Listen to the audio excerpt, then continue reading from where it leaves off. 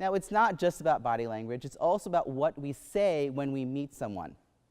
Because sometimes the first thing that comes to our mind is actually, well, not very welcoming. It's kind of off-putting. Now, here's a phrase for you. Always be yourself. Unless you can be a unicorn, then always be a unicorn. We've heard that before, right? But just imagine for a moment what it would be like to be a unicorn. What would your days be like? Are you picturing rainbows and sunny skies?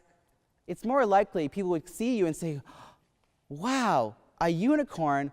I've never met a unicorn. Hey, what's it like to, followed by lots of curious questions. We've all been there. We've all gone into a room full of strangers feeling a little maybe lost and out of place, a little strange, a little like our difference is going to be really noticed. And then suddenly for a moment we feel, wow, saved because a stranger has approached us and is starting a conversation, so we're not going to have to just stand by ourselves in the side of the room anymore. That moment of gratitude slips away as the first thing out of their mouth is, wow, you're tall. How tall are you?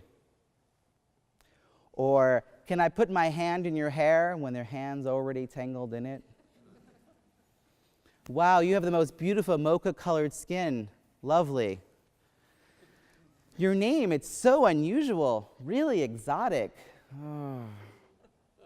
If this is the kind of thing strangers comment on all the time, you're not going to feel welcomed. You're going to start to feel like you don't belong, like your difference makes you stand out in a way that's bad.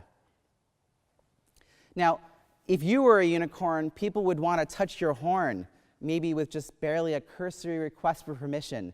But it doesn't have to be a rare feature for people to want to really move into our personal space. This happens to pregnant people all the time, and pregnancy is far from rare, or we wouldn't all be here. If you were a unicorn, people would say, where are you from? And you'd say, New Jersey. And they'd say, but where are your parents from? And you'd say, Texas, California. They'd say, you'd be like, they're trying to get to where your family emigrated from, which is not something you'd think to ask someone unless they were a unicorn and in some way stood out because of their difference. Now, before you utter the first thing that comes into your mind when you meet somebody, just take a moment and think about, is this something I'm asking merely out of curiosity? Because if you do ask that question, well, they're going to probably give you a rote response, because it's the kind of thing they get asked about all day, every day.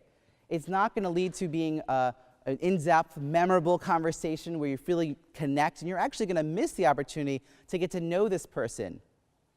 And remember, you've been there. You've felt like the only something in the room. What in those moments has made you feel really welcomed and brought into that space? For me, my preferred opening line is, hi, my name's Robbie. Probably you should use your own first names. I like to follow that with sort of an open-ended question, like, how did you hear about tonight? Something that allows them to share a little bit more about themselves than just what's on their business cards, because really, that question, like the ubiquitous what do you do question, really limits the conversation. And I can't be sure that everyone I talk to is employed or loves their job. Those curious questions about like their nationality or their heritage or their life or anything that came to mind when I first met them, well, they're going to have to wait until we're getting to really know each other, until our friendship has evolved where I'm willing and able to share more about who I am. Because then those questions won't come across in a, wow, a unicorn, I've never met a unicorn kind of way. Thank you.